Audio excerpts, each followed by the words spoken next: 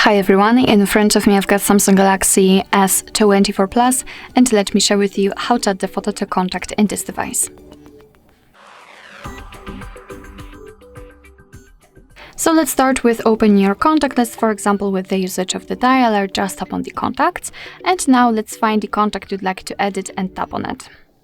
Now we have to tap on this info icon, and here tap on edit, so this pencil icon.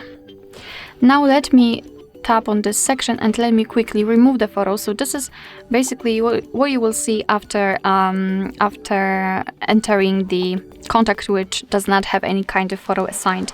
So let's tap on this camera icon, and as you can see we've got actually 4 different options from which we can choose, because as you can see we can choose something from those options, so those kind of avatars I would say.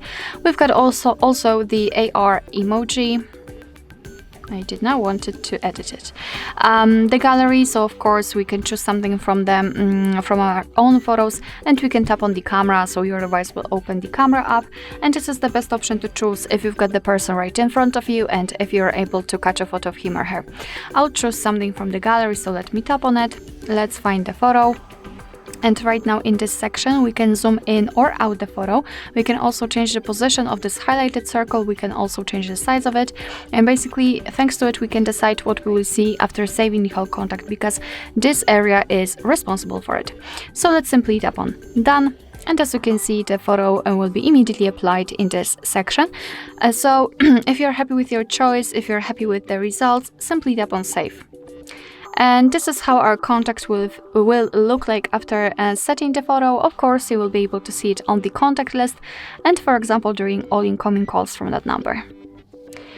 Alright, so that will be all. Thank you so much for watching. I hope that this video was helpful, and if it was, please hit the subscribe button and leave the thumbs up.